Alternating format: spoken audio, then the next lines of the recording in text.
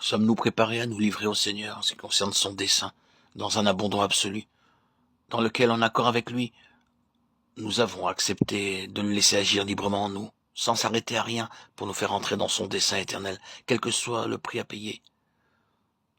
Nous, les enfants du Seigneur, sommes-nous prêts à nous arrêter un instant pour répondre à cela et nous mettre en ligne avec le but de Dieu? Si nous regardons dans notre propre cœur en cet instant, et faisons-le, chacun d'entre nous pour sa part, pouvons-nous réellement dire que nous avons un désir sincère et fort d'être dans le dessein, dans le grand dessein éternel de Dieu? Si oui, si c'est bien cet intérêt-là qui, au moins en une certaine mesure, justifie notre marche, nous demandons quel est le dessein de Dieu, quel est le but de Dieu. Et je pense pouvoir le définir de cette manière à côté de beaucoup d'autres. Nous pouvons dire que le dessein de Dieu, c'est d'avoir un jour un instrument dans lequel et par lequel sa gloire resplendira sur cet univers. Cela nous est montré par la Nouvelle Jérusalem qui descend du ciel d'auprès de Dieu, resplendissante de la gloire de Dieu.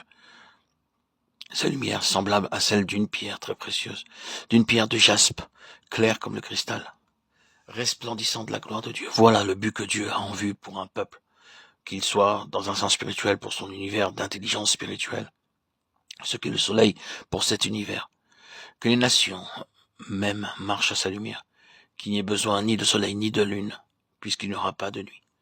Cela nous dit simplement que Dieu veut avoir un peuple plein de lumière, de la connaissance de la gloire de Dieu. Ce sera la fin. Or, Dieu commence à agir en vue de cette fin dès qu'un de ses enfants est né d'en haut. Car cette naissance même, une nouvelle naissance d'en haut, est la dispersion des ténèbres et l'apparition de la lumière. Tout le long de notre chemin dans l'école de Christ, le Saint-Esprit est occupé à cette seule chose, à nous conduire de plus en plus dans la lumière de la connaissance de la gloire de Dieu, en la personne de Jésus-Christ, afin qu'il soit vrai pour nous, que le sentier des justes est comme la lumière brillante, dont l'éclat augmente jusqu'à ce que le jour soit dans sa splendeur. Proverbe 4, 18. Bien des personnes ont pensé, et ayant pensé cela, ont été désappointées. Que ce passage voulait dire que le chemin devient de plus en plus facile, de plus en plus brillant, plus riant à mesure que nous avançons. Mais il n'en est pas ainsi. Je ne vois pas que cela soit vrai dans les circonstances et les conditions extérieures des saints, en aucun lieu ni en aucun temps. Pour eux, le sentier ne devient pas extérieurement de plus en plus brillant. Y a-t-il ici un seul saint qui puisse dire qu'il le soit pour lui? Cher auditeur, chère auditrice, si nous avançons réellement sous le gouvernement de l'Esprit, nous pouvons affirmer de la façon la plus forte que, intérieurement, la lumière grandit. Le sentier devient de plus en plus brillant. Nous voyons et nous voyons et nous voyons. C'est le dessein de Dieu. Jusqu'à ce que le jour vienne où il n'y aura plus aucune obscurité, plus aucune ombre, plus aucune brume, mais où tout sera lumière, parfaite lumière.